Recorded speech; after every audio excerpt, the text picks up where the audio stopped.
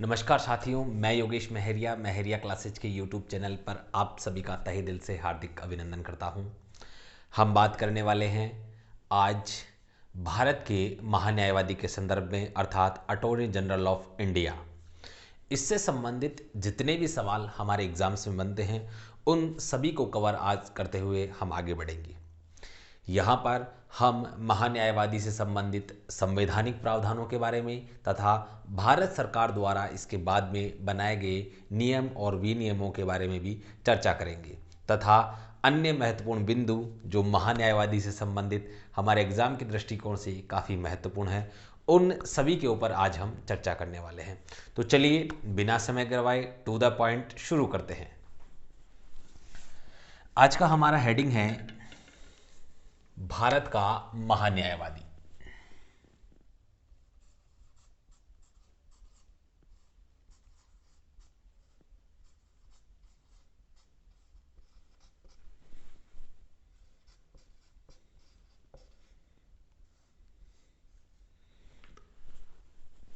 अर्थात इंग्लिश में हम क्या कहते हैं,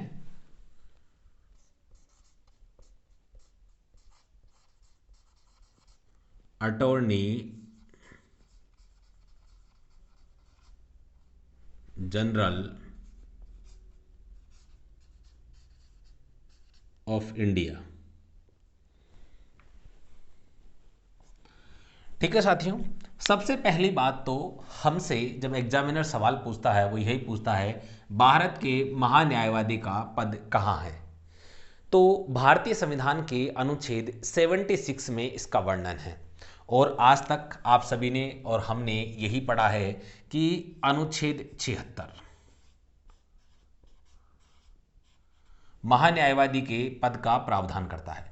लेकिन यहां मैं आज आपको बता दूं, अनुच्छेद 76 के अंतर भी जो है 4 भाग यहां पर बताए गए हैं जो हमारे लिए एग्जाम के दृष्टिकोण से काफी महत्वपूर्ण है।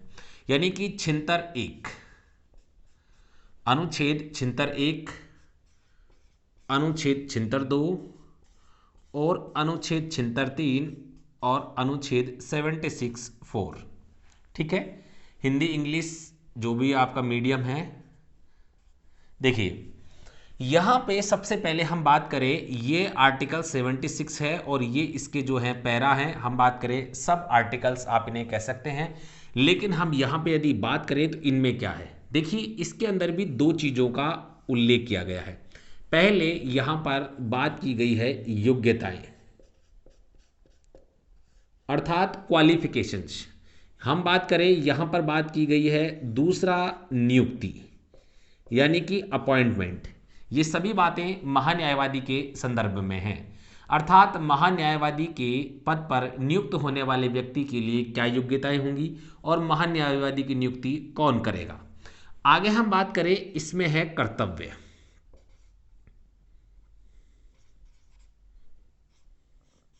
या हम बात करें कार्य,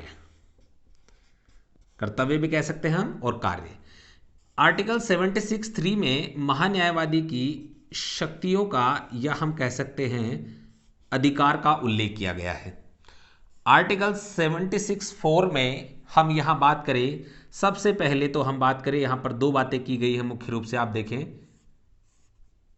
पहली है कार्यकाल अर्थात टेन्यूर और दूसरा है नियुक्ति, माफ कीजिएगा, अंतिम है वेतन। अंतिम क्या है, वेतन। अब देखिए सबसे पहले हमसे जो सवाल, यहां पे मैं इसको इजी फॉर्मेट में बता रहा हूं, फिर हम इसको एक डिस्क्रिप्टिव रूप में पढ़ेंगे। सबसे पहले योग्यताएं, और योग्यताएं वही होंगी जो एक उच्चतम न्यायालय का न्यायाधीश बनने के लिए व्यक्ति के पास होंगी। यानी कि जो भी व्यक्ति उच्चतम न्यायालय का न्यायाधीश बनने की योग्यताएं रखता है उसे महान्यायवादी नियुक्त किया जा सकता है।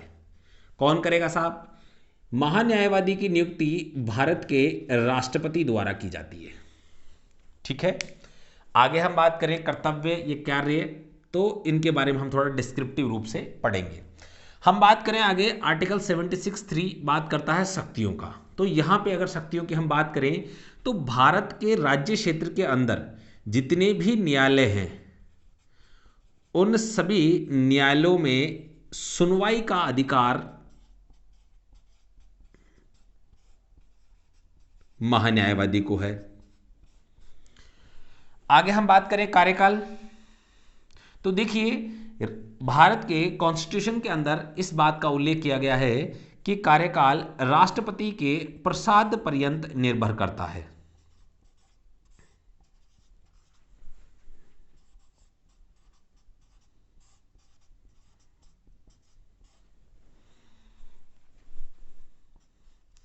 अर्थात राष्ट्रपति की इच्छा पर निर्भर है। वेतन, देखो साथियों, वेतन का प्रावधान यहां पर भी यही बात की गई है जो राष्ट्रपति अवधारित करे।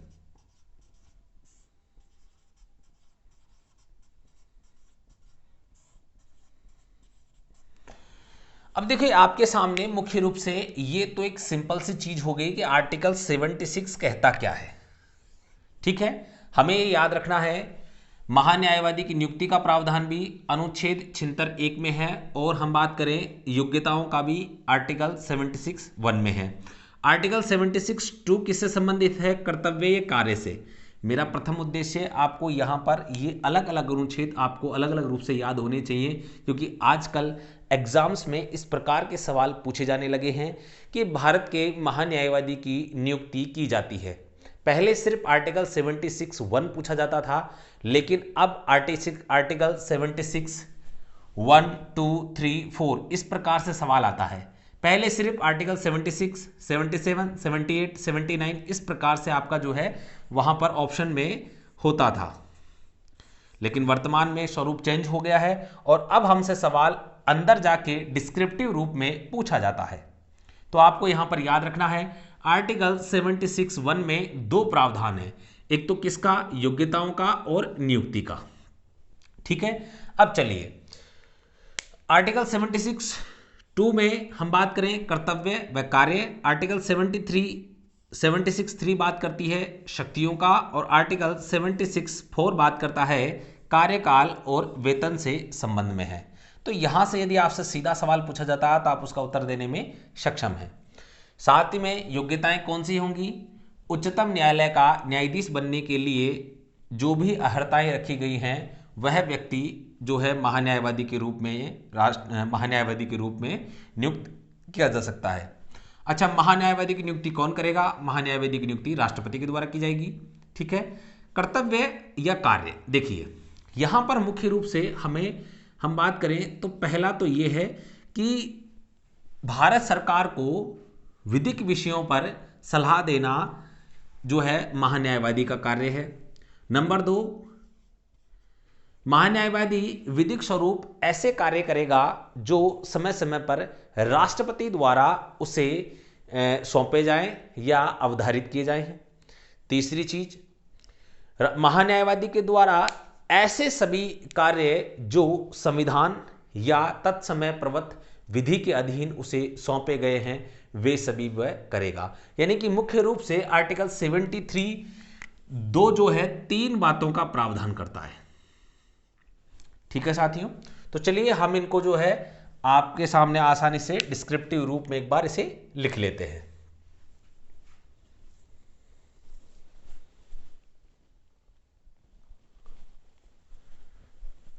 चलिए साथियों, अब हम इसको डिस्क्रिप्टिव रूप से पढ़ते हैं, काफी विस्तृत रूप से जो भी प्रावधान है उनके बारे में हम बात करते हैं। देखिए सबसे पहले हम बात करें अनुच्छेद 76(1) की। यहां पे सबसे पहले इसमें उल्लेख किया गया था योग्यताओं का।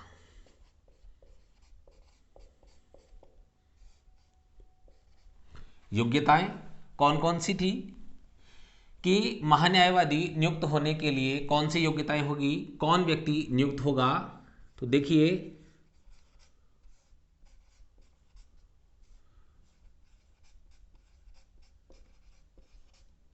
उच्चतम न्यायालय का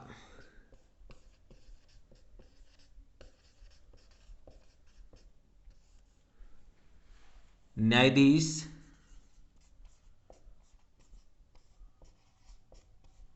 बनने का पात्र व्यक्ति, या हम इसको यूं भी कह सकते हैं कि उच्चतम न्यायालय का न्यायाधीश बनने की योग्यता रखने वाला व्यक्ति। अब यहां पर हमारा सवाल यही बनता है कि उच्चतम न्यायालय का जो है न्यायाधीश बनने के लिए कौन सी पात्रता या कौन सी योग्यताएं निर्धारित की गई हैं। तो देखिए यहां पर मुख्य रूप से 3 योग्यताएं हैं। पहली है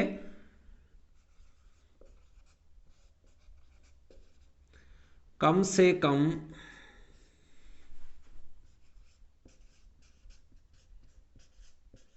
5 वर्ष तक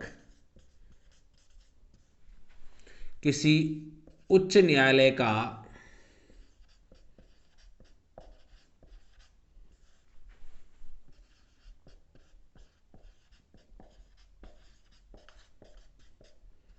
न्यायाधीश रहा हो। दूसरा,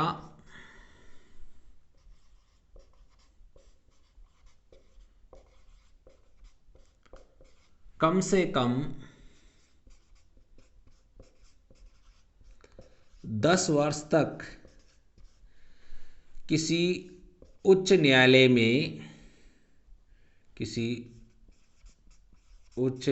में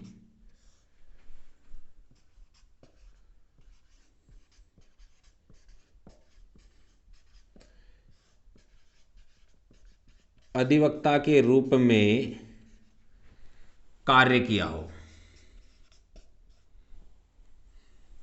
किसके रूप में? अधिवक्ता, अर्थात वकील के रूप में कार्य किया हो। तीसरा,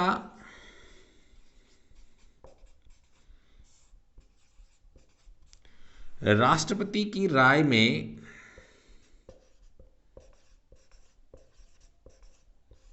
विधि विशेषज्ञ हो।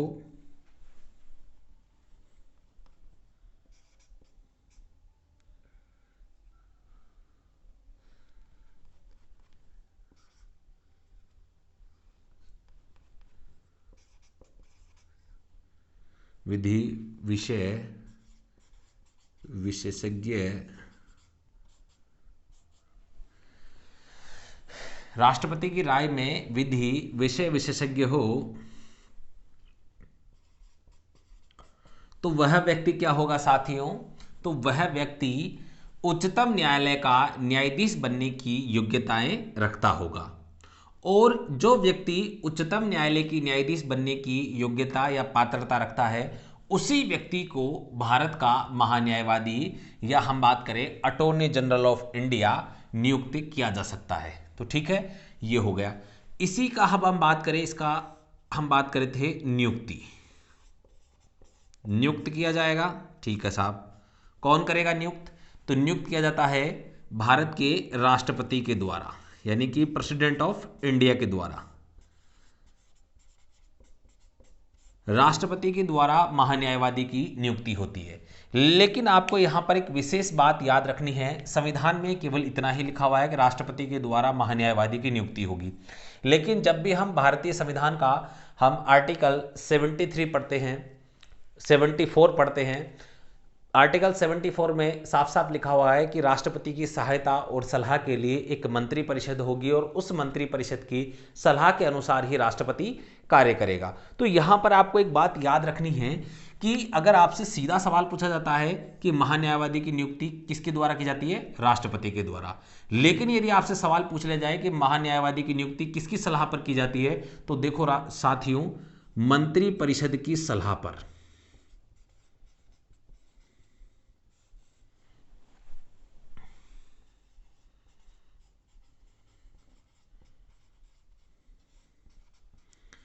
अर्थात संविधान के अनुसार हम बात करें, राष्ट्रपति स्वेच्छा से कोई निर्णय नहीं ले सकता।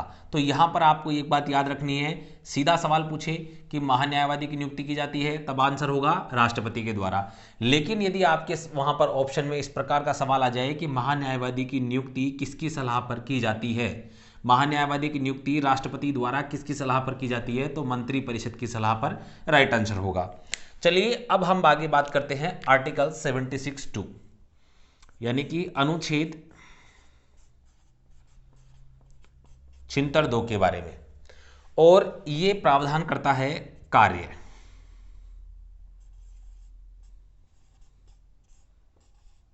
व कर्तव्य, हम कह सकते हैं। चलिए, तो इसके अंदर जो है सबसे पहला जो कर्तव्य है वो क्या है? नंबर 1, इसके अंदर 3 कर्तव्य मुख्य रूप से बताए गए हैं। सबसे पहला जो कर्तव्य है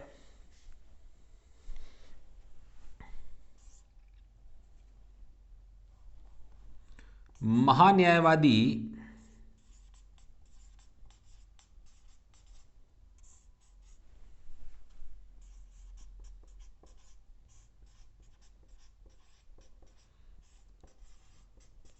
भारत सरकार को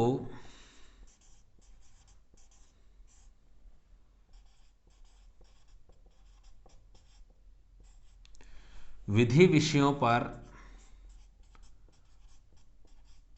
सलाह देता है। दूसरा, महान्यायवादी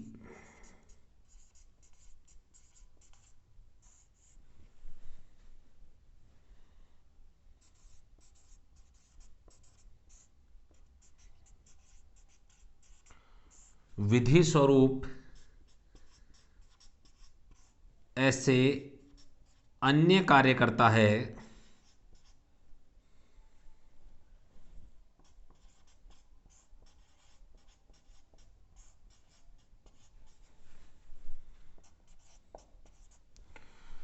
जो राष्ट्रपति द्वारा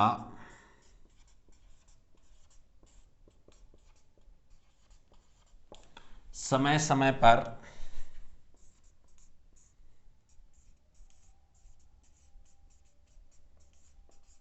निर्देशित किए जाते हैं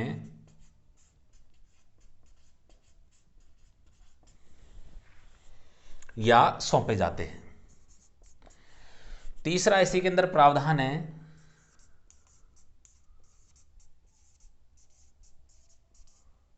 महान्यायवादी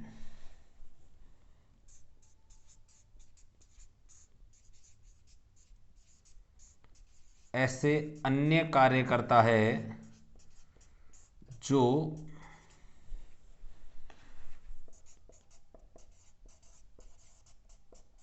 संविधान या तत्समय प्रवत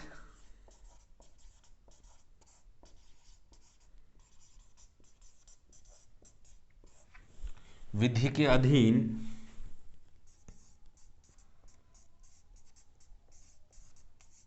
उसे सौंपे गए हों। ठीक है साथियों, तो यहां पर आपके सामने 2 चीजें क्लियर हो गई। पहला तो आर्टिकल 76(1) और आर्टिकल 76(2). पहला, योग्यताएं। तो योग्यताएं, उच्चतम न्यायालय का न्यायाधीश बनने के लिए पात्र व्यक्ति क्या होगा? महान्यायवादी नियुक्त होगा। ठीक है, और नियुक्ति किसके द्वारा होगी? राष्ट्रपति के द्वारा होगी। किसकी सलाह पर होगी? मंत्रिपरिषद की सलाह पर होगी। आगे हम बात करें, आर्टिकल 76(2) प्रावधान करता है कर्तव्यों का, यानी कि महान्यायवादी के कौन से कार्य, कौन से कर्तव्य हैं। तो हमारे संविधान में मुख्य रूप से 3 कार्य, 3 कर्तव्य बता रखे हैं। पहला, भारत सरकार को क्या देगा? वित्तीय विषयों पर सलाह देगा। नंबर 2, ऐसे अन्य कार्य करेगा जो क्या करेगा? राष्ट्रपति द्वारा उसे समय समय पर क्या किए जाएंगे? निर्देशित किए जाएंगे। तीसरी चीज, संविधान और तत्समय प्रवत विधि के अधीन यदि उसे कोई काम सौंपा गया है तो वो भी महान्यायवादी के द्वारा पूरा किया जाएगा।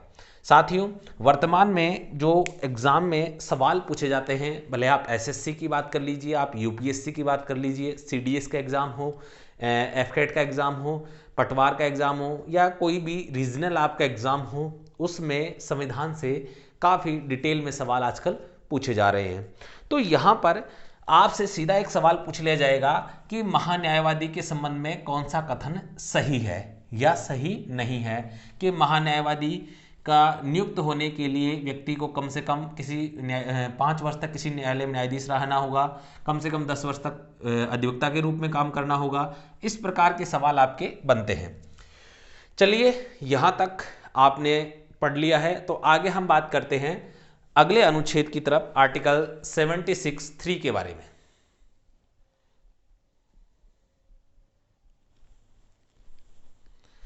आर्टिकल 76(3)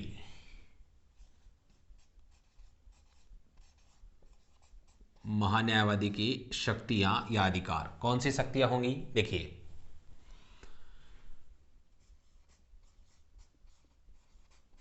महान्यायवादी को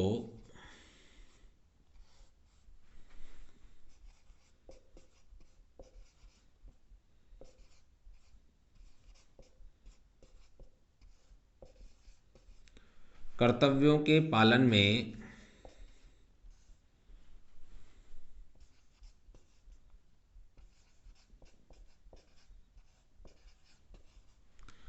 भारत के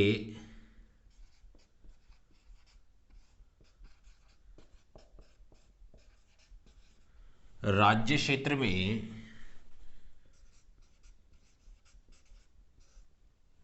सभी न्यायालयों में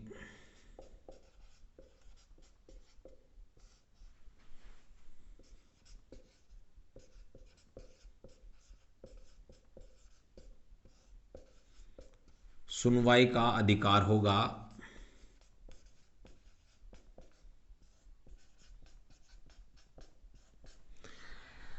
देखो साथियों, आर्टिकल 76(3) शक्तियों की बात करता है, यानी कि महान्यायवादी के अपने कर्तव्यों के पालन में, अर्थात अपने काम करते समय यदि उसको भारत के राज्य क्षेत्र के सभी न्यायालयों में सुनवाई का अधिकार है, इसका अर्थ यह है साथियों यहाँ पर कि भारत का महान्यायवादी भारत सरकार की तरफ से अपना पक्ष रखता है। यानी कि हम इसको सरकार के वकील के रूप में भी देख सकते हैं कि भारत सरकार का जो वकील है वो कौन होता है? महान्यायवादी होता है।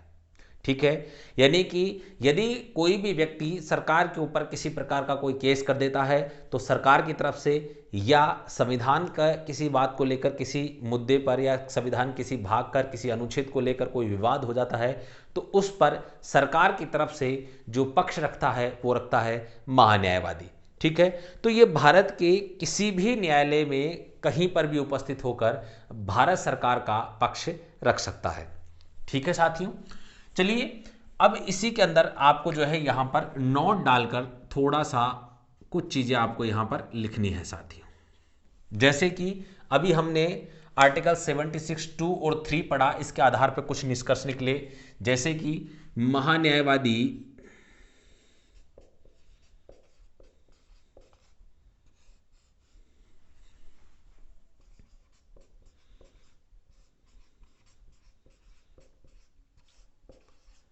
भारत सरकार का वकील, या आप कह सकते हैं अधिवक्ता होता है।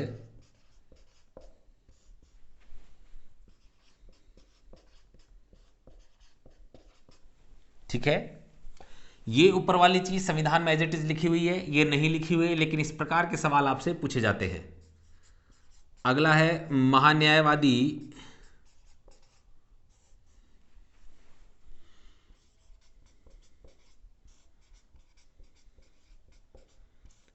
भारत सरकार का सर्वोच्च, या हम कह सकते हैं प्रथम विधिक अधिकारी होता है।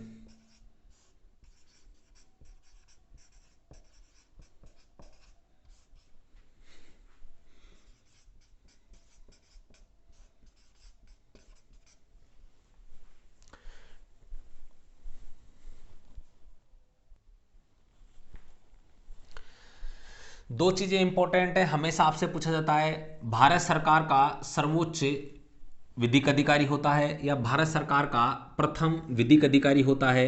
आपके सामने ऑप्शन में होता है सर्वोच्च न्यायालय का मुख्य न्यायाधीश, यानी कि उच्चतम न्यायालय का मुख्य न्यायाधीश। तो आपको भ्रमित करने के लिए ऐसे ऑप्शंस दिए जाते हैं और आप अक्सर उन पे टिक टिक करते हैं। आपको यहाँ पर याद रखना है कि महान्यायवादी ही क्या होता है? भारत सरकार का सर्वोच्च विधिक अधिकारी या प्रथम विधिक अधिकारी होता है। आगे हम बात करें, महान्यायवादी भारत सरकार का वकील या अधिवक्ता होता है, ठीक है, या वकील के रूप में कार्य करता है। ठीक है साथियों, आगे देखिए, आगे हम बात करें आर्टिकल 76(4), अनुच्छेद 76(4), और यहां पर हमने दो चीजें पढ़ी थी। देखिए सबसे पहली चीज क्या थी, सबसे पहले कार्यकाल अर्थात टेन्यूर, टर्म ऑफ ऑफिस, यानी कि कितना जो कार्यकाल होगा। जो संविधान में लिखा हुआ है वो तो इस प्रकार से है कि राष्ट्रपति के प्रसाद पर्यंत निर्भर करता है।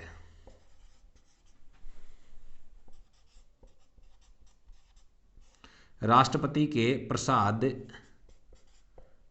पर्यंत पद धारण करता है।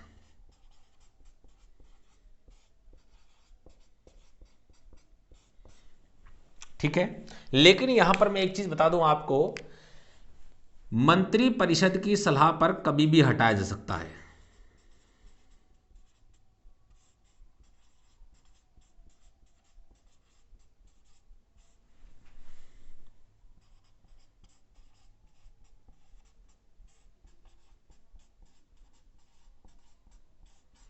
ठीक है, देखिए साथियों, यहां पर हम बात करें कार्यकाल, यानी कि संविधान में कार्यकाल, महान्यायवादी के कार्यकाल के बारे में कोई निश्चित बात नहीं लिखी गई थी। यहां लिखा गया था राष्ट्रपति के प्रसाद पर्यंत पद धारण करेगा, यानी कि राष्ट्रपति की जब तक इच्छा होगी तब तक वह व्यक्ति पद पर रह सकता है। लेकिन आपको पता है राष्ट्रपति किसकी जो है परामर्श के अनुसार कार्य करता है, मंत्रिपरिषद की।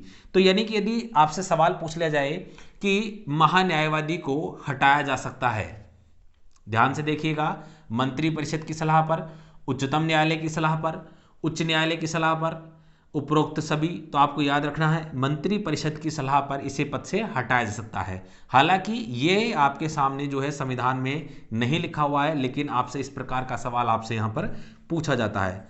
संवैधानिक जो हम बात करें शब्दावली है वो केवल यहीं तक सीमित है।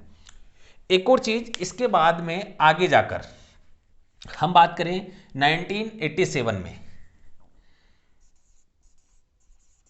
विधि अधिकारी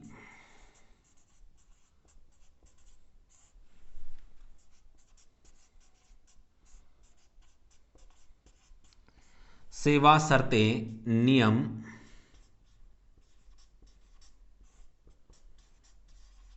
1987 बनाए गए, और इसके अंदर हम बात करें महान्यायवादी, और महान्यायवादी के साथ में हम बात करें, महान्यायवादी को अटॉर्नी जनरल ऑफ इंडिया कहते हैं, और इसके बाद में सॉलिसिटर जनरल ऑफ इंडिया और additional solicitor general of India, यानी कि 3 प्रकार के यहाँ पर पदों का वर्णन किया गया है इसके अंतर्गत, उसको हम बाद में पढ़ेंगे। लेकिन विधि अधिकारी सेवा शर्तें नियम 1987 के अंतर्गत जो है महान्यायवादी का कार्यकाल निर्धारित कर दिया गया, कितना, 3 वर्ष। सामान्यतः कितने कितने कार्यकाल के लिए चुना जाएगा, 3 वर्ष के लिए। अभी वर्तमान में आपने कुछ समय पहले चर्चा में सुना होगा कि वर्तमान में महान्यायवादी जो कार्यरत हैं के वेणुगोपाल साहब, इनका 3 वर्ष का कार्यकाल समाप्त हो गया, क्योंकि उनकी नियुक्ति जो है 30 जून 2017 को हुई थी, और आपको पता है 30 जून 2020 को उनका 3 वर्ष का कार्यकाल समाप्त हो गया। तो उन्हें रीअपॉइंट किया गया है अगले 3 वर्ष के कार्यकाल के लिए, यानी कि 1 जुलाई 2020 से लेकर आगे वो पूरे 3 साल तक इस पद पर कार्य करने वाले हैं। तो यहां पर आपके लिए काफ़ी इंपॉर्टेंट हो जाता है, संविधान में कहीं भी इसका वर्णन नहीं है, लेकिन एग्जाम में अब आपसे इस प्रकार का सवाल पूछा जाएगा, और पूछा जा सकता है और पूछा जाएगा कि महान्यायवादी का कार्यकाल सरकार के द्वारा या राष्ट्रपति के द्वारा कितना निर्धारित किया गया है, 3 वर्ष। ठीक है, अब चलिए अगले पॉइंट की ओर बात करते हैं। देखिए आर्टिकल 76(4) अगला प्रावधान बात करता है वेतन का। तो यदि हम वेतन की बात करें तो यहां पर भी साफ साफ संविधान में यही बात लिखी है, जो राष्ट्रपति अवधारित करे।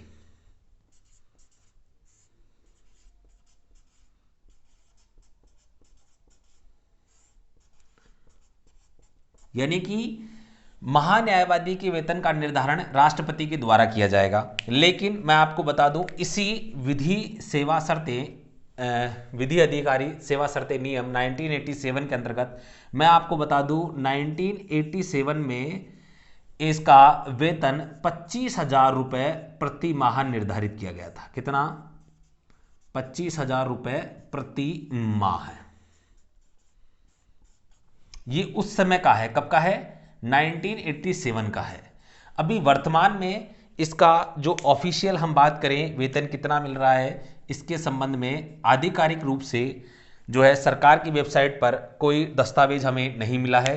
इस कारण अभी वर्तमान को लेकर जो है आपको जब भी मिलेगा तो इस वीडियो के डिस्क्रिप्शन में आपको बता दिया जाएगा कि वर्तमान में इनका जो वेतन है वो कितना है, तो आप डिस्क्रिप्शन में चेक कर लीजिएगा। ठीक है साथियों, तो यहां तक का आपका जो है कंसेप्ट सारा क्लियर हो गया होगा। अब इसके बाद में यहां से जो सवाल बनते हैं साथ में आपको वो भी समझ में आ गए होंगे साथियों।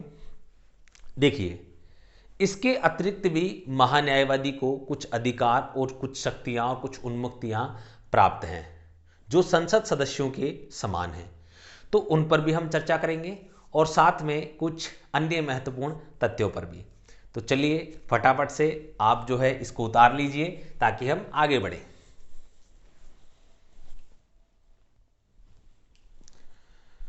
अब साथियों यहां से हमें नोट डालकर लिखना है, यानी कि उसकी बात हम करें आर्टिकल 76 से संबंधित केवल इतनी ही बातें थी। अब हम आगे बात करेंगे अनुच्छेद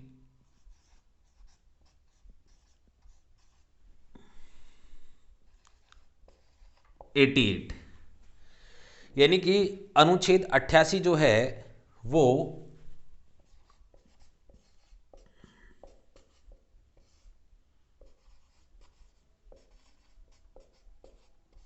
सदनों के बारे में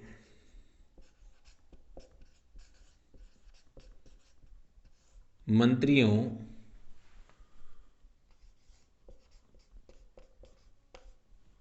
और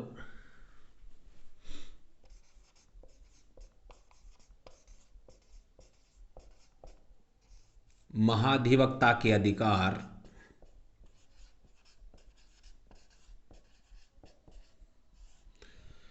देखिए, हमें यहां पर इनको अभी नहीं पढ़ना है, लेकिन मैंने आपको बता दूं अनुच्छेद 88 की जो हेडिंग है वो पूरी आपके सामने लिखी है, सदनों के बारे में मंत्रियों के अधिकार और महाधिवक्ता के अधिकार। तो हमें केवल किसके पढ़ने हैं? महाधिवक्ता के अधिकार पढ़ने हैं। माफ कीजिएगा, महान्यायवादी, महाधिवक्ता नहीं है साथियों, महान्यायवादी कर लीजिएगा उसको।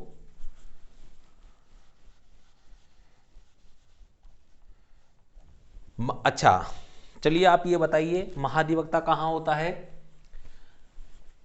प्रत्येक राज्य में एडवोकेट जनरल होता है जिसे हम महाधिवक्ता के नाम से जानते हैं, और वहीं केंद्र सरकार में अटॉर्नी जनरल ऑफ इंडिया होता है जिसे हम क्या कहते हैं? महान्यायवादी।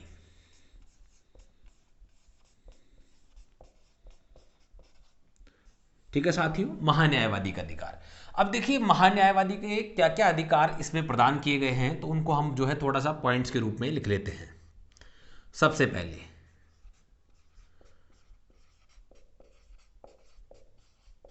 महान्यायवादी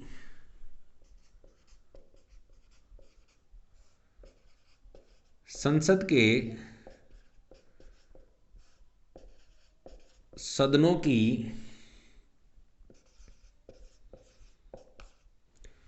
संसद के किसी भी सदन की, इसको ऐसे लिख लीजिए आप, संसद के किसी भी सदन की, संसद के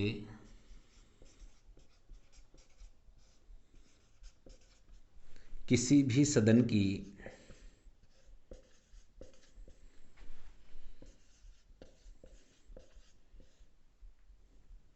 बैठक में भाग ले सकता है।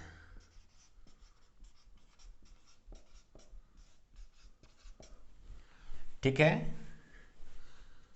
अगला देखिए इसी में है महान्यायवादी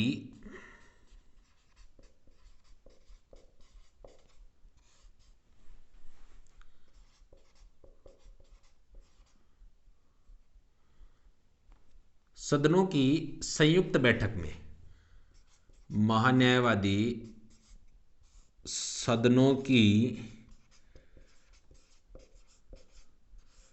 संयुक्त बैठक में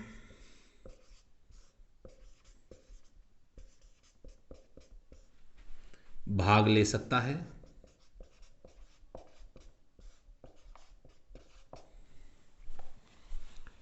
महान्यायवादी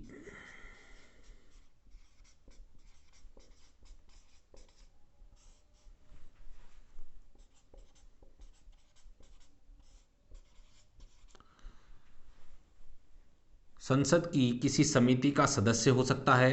संसद की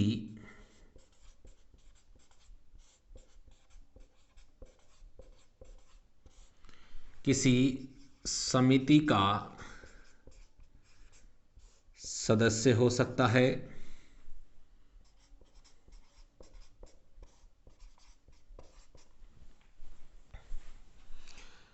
यानी कि अब इन तीनों से क्या निष्कर्ष निकलता है?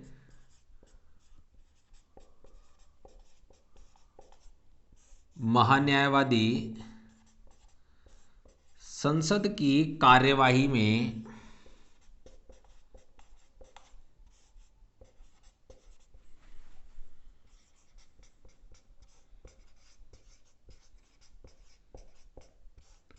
भाग ले सकता है एवं बोल सकता है। देखिए, हम किसी भी कार्यवाही में भाग लेते हैं तो यदि हमें आवश्यकता पड़ती है तो हम वहां पर अपनी बात भी प्रस्तुत करते हैं। ठीक है, तो इसी प्रकार महान्यायवादी जो संसद की कार्यवाही में भाग लेगा, अर्थात वो संसद के किसी भी सदन की बैठक में भाग ले सकता है। ठीक है, तो वहां पर भी बोलेगा, वहां की कार्यवाही में भाग लेगा। सदनों की संयुक्त बैठक में आपको यहां पर एक और चीज विशेष रूप से याद रखनी है, यानी कि संसद के संयुक्त अधिवेशन में भी। इसका अर्थ यही है साथियों, संसद के संयुक्त अधिवेशन, संसद की संयुक्त बैठक या संसद के संयुक्त अधिवेशन में भी जो है भारतीय संविधान के अनुच्छेद 108 के अनुसार संसद का संयुक्त अधिवेशन बुलाया जाता है, तो उसमें भी महान्यायवादी भाग ले सकता है। ठीक है, आगे हम बात करें, महान्यायवादी संसद की किसी समिति का सदस्य हो सकता है।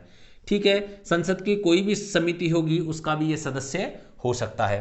ठीक है, तो यहां पर आपके सामने तीन बातें क्लियर हो गई।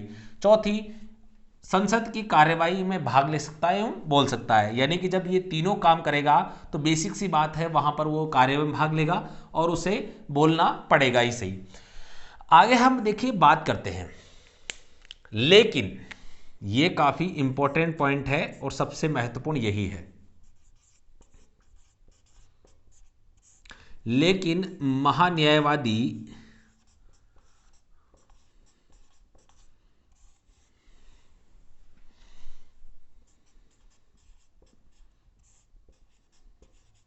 सदन में मतदान नहीं कर सकता।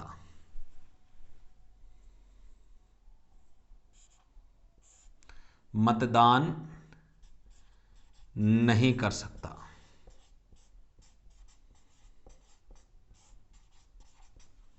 ठीक है साथियों, ये काफी इंपॉर्टेंट है। आपके सामने चार ऑप्शन होंगे इनमें से कि महान्यायवादी के संबंध में निम्न में से कौन सा कथन गलत है। तो आपको यहां पर विशेष रूप से इस चीज को ध्यान में रखना है कि महान्यायवादी किसी भी सदन में, संसद के किसी भी सदन में मतदान नहीं कर सकता। ना तो वो संसद के संयुक्त अधिवेशन में मतदान कर सकता है, ना ही वो किसी भी सदन की बैठक में कर सकता है, और ना ही हम बात करें किसी समिति के सदस्य के रूप में भी वो मतदान नहीं करेगा। यानी कि वह महान्यायवादी सदन में किसी भी प्रकार से हम बात करें, महान्यायवादी सदन में मतदान नहीं कर सकता। ठीक है, यानी कि आपको यहां पर ये बात कंसेप्ट क्लियर हो गई है। मतदान क्यों नहीं कर सकता? क्योंकि वह संसद का सदस्य या उस सदन का सदस्य नहीं होता है। इसी कारण यहां पर जो है महान्यायवादी को सदन में या संसद में मतदान करने का अधिकार प्रदान नहीं किया गया है। अब आपके सामने एक सवाल उभर कर आ रहा होगा कि सर, महान्यायवादी को संसद में जो है कार्यवाही में भाग लेने की अनुमति देने की क्या आवश्यकता है? देखो साथियों, यहां पर मैं आपको एक बात कंसेप्ट क्लियर कर दूं क्योंकि देखिए संसद किसका निर्माण करती है, कानून का, नियमों का। और यदि किसी कानून पर कोई भी किसी प्रकार की राय लेनी हो संसद को, तो वह किसे आमंत्रित कर सकती है, महान्यायवादी को, कि वो अपना पक्ष रखे, सरकार का पक्ष रखे, या उस कानून का जो है विस्तृत वर्णन आसान भाषा में सभी सदस्यों को समझा सके। इसलिए महान्यायवादी को जो है हम बात करें संसद की बैठकों में भाग लेने का अधिकार प्रदान किया गया है। तो चलिए इसी के साथ एक और हम बात करें, अगले अनुच्छेद की ओर बढ़ते हैं।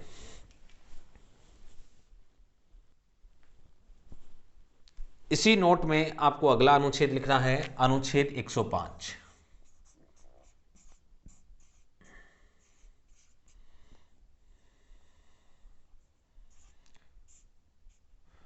अनुच्छेद 105 के तहत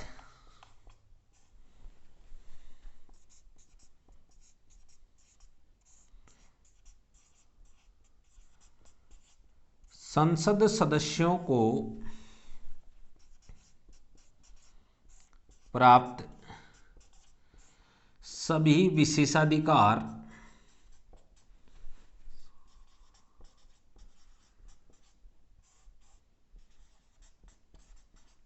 और उन्मुक्तियां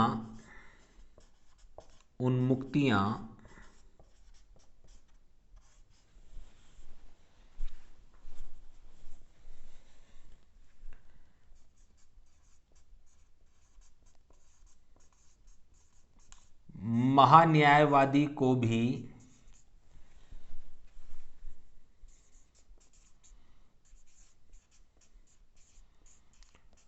अनुच्छेद 105(4) के तहत प्राप्त है।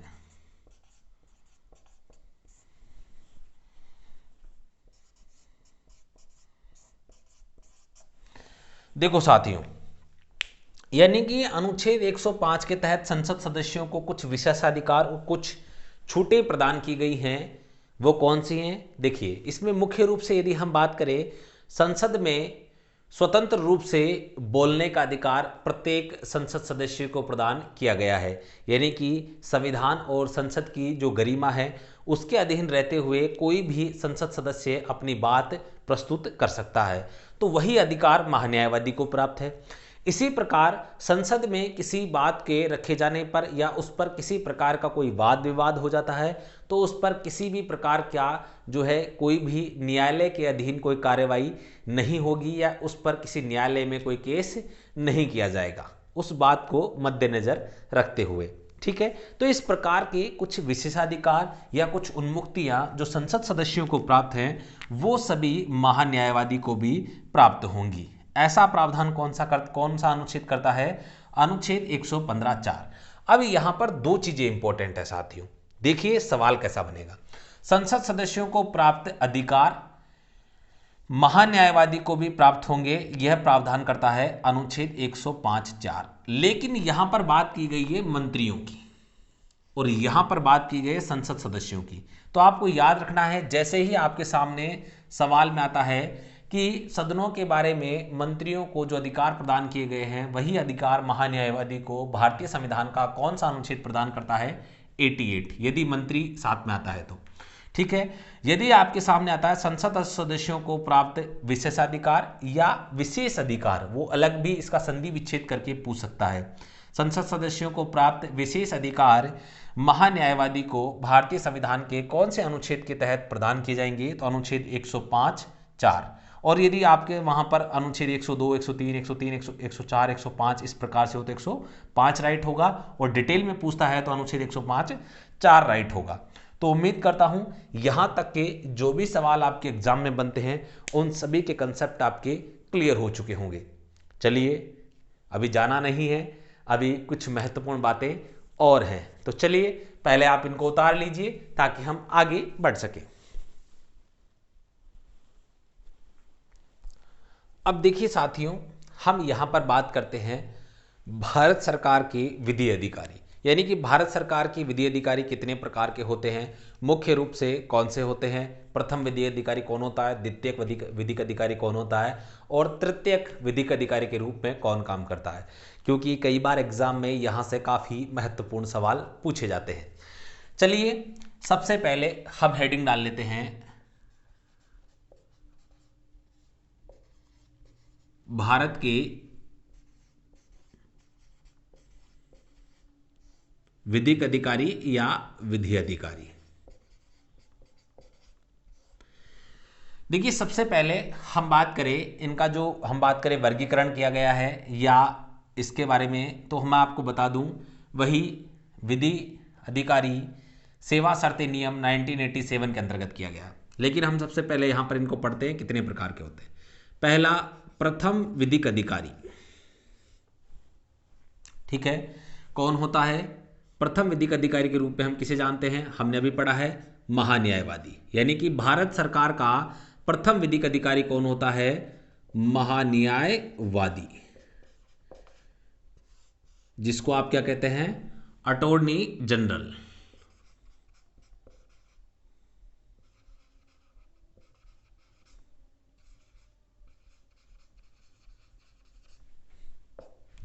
ठीक है, आगे हम बात करें नंबर 2। आपसे एग्जाम में पूछा जा सकता है, पूछा जाता है कि भारत सरकार के द्वितीयक विधिक अधिकारी हैं, कौन होता है?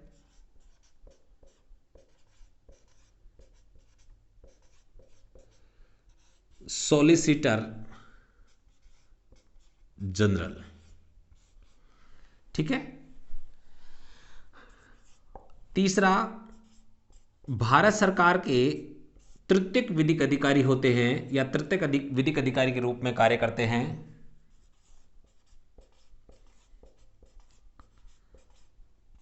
अतिरिक्त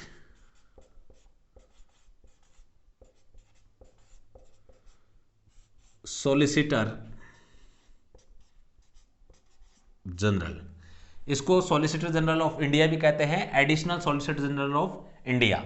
ठीक है, तो आपसे यहां पे सीधा ही सवाल पूछा जाता है कि भारत सरकार के प्रथम विधिक अधिकारी के रूप में काम करते हैं महान्यायवादी, भारत सरकार के द्वितीयक विधिक अधिकारी के रूप में काम करते हैं सॉलिसिटर जनरल, और तृतीयक विधिक अधिकारी के रूप में अतिरिक्त सॉलिसिटर जनरल।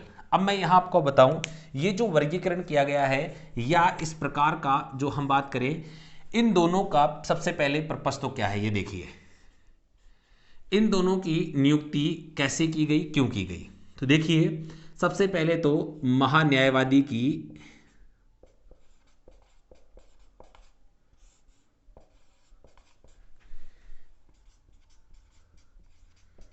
सहायता हेतु।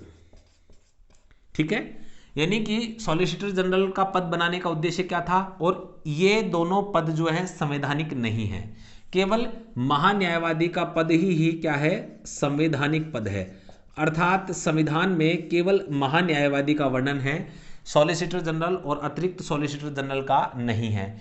इनका जो पद का सर्जन जो है वो भारत के राष्ट्रपति द्वारा भारतीय संविधान के अनुच्छेद 309 के अधीन प्रदत्त शक्तियों का प्रयोग करते हुए महान्यायवादी की हम बात करें सहायता हेतु सॉलिसिटर जनरल और अतिरिक्त सॉलिसिटर जनरल के पदों का सर्जन किया गया है।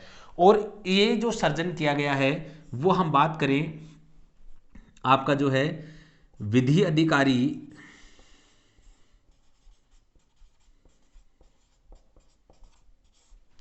सेवा शर्तें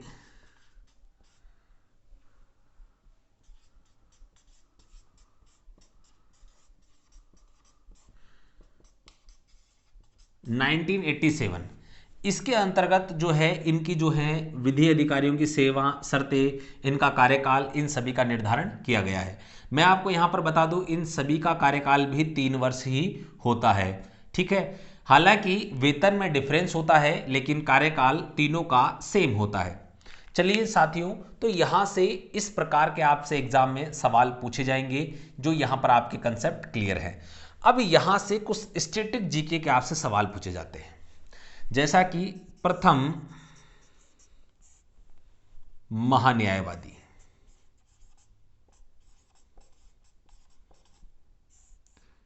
भारत के प्रथम महान्यायवादी कौन थे? या आपसे इस प्रकार भी पूछ सकता है, भारत के प्रथम विधिक अधिकारी थे MC सीतलवाड़।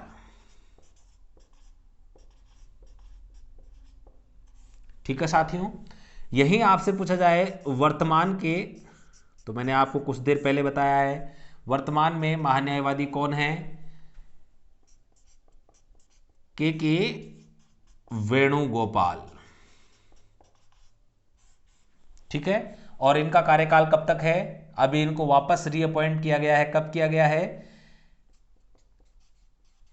1 जुलाई 2020 को।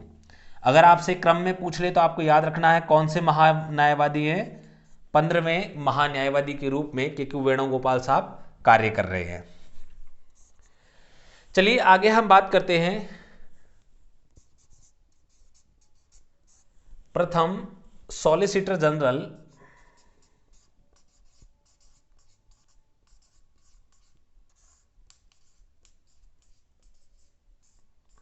बताइए साथियों, प्रथम सॉलिसिटर जनरल कौन है, के दफ्तरी। और हम बात करें वर्तमान में सॉलिसिटर जनरल कौन है, तो वर्तमान में आपके सॉलिसिटर जनरल हैं तुषार मेहता। ठीक है, अब देखिए साथियों, आपके माइंड में यहां से सवाल बन रहा होगा कि सर आपने दोनों के बारे में बता दिया लेकिन अतिरिक्त सॉलिसिटर जनरल के बारे में नहीं बताया। तो मैं यहां पर आपको बता दूं, वर्तमान में भारत के अंदर जो है 23 सॉलिसिटर जनरल जो हैं कार्यरत हैं, अर्थात 22 की नियुक्ति की जा चुकी है और अभी जो एक पद है वो वेकेंट है। टोटल कितने हैं, 23। यानी कि इनकी नियुक्ति संपूर्ण भारत में की जाती है, यानी कि भारत सरकार का पक्ष रखने के लिए विभिन्न हाई कोर्ट्स में भी इनकी नियुक्ति की जाती है, सुप्रीम कोर्ट में भी इनकी नियुक्ति की जाती है। किसी अन्य प्रकार का कोई प्रभाग विधि से संबंधित जो कार्य भारत सरकार के संबंध में हो वहां पर भी इनकी नियुक्तियां की जाती हैं। तो 22 हैं और इतना डेप्थ में आपके सवाल पूछा भी नहीं जाता है। तो हमें सिर्फ इतना याद रखना है, जो बेसिक सवाल और जो बनते हैं, जो आगामी एग्जाम्स में जिनके पूछे जाने की प्रबल संभावना है, उन सभी को हमने कवर कर लिया है। जाते जाते आपको एक और इंपॉर्टेंट बात मैं बता देना चाहता हूं साथियों, याद रखिएगा, आज तक महान्यायवादी ने जब भी हम बात करें संसद की बैठक में भाग लिया है या सदन की बैठक में भाग लिया है, तो केवल लोकसभा की कार्यवाही में भाग लिया है। आज तक महान्यायवादी ने कभी भी राज्यसभा की कार्यवाही में भाग नहीं लिया है, क्योंकि कभी ऐसा कोई अवसर उन्हें मिला ही नहीं, मौका मिला ही नहीं कि वो राज्यसभा की कार्यवाही में भाग ले सके। हालांकि लोकसभा की कार्यवाही में अनेक बार महान्यायवादी ने, जो हम बात करें, भाग लिया है। तो यहां पर चाहे आप नोट डालकर लिख सकते हैं, यही लिख देता हूं,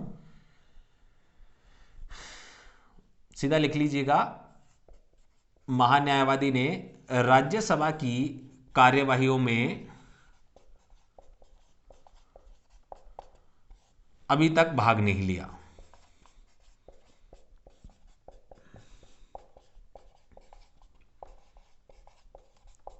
हालांकि ये बहुत ही डेप्थ में पूछा जाने वाला सवाल है, लेकिन फिर भी तो आपके सामने महान्यायवादी से संबंधित सभी प्रमुख तथ्य आपके सामने प्रस्तुत हैं।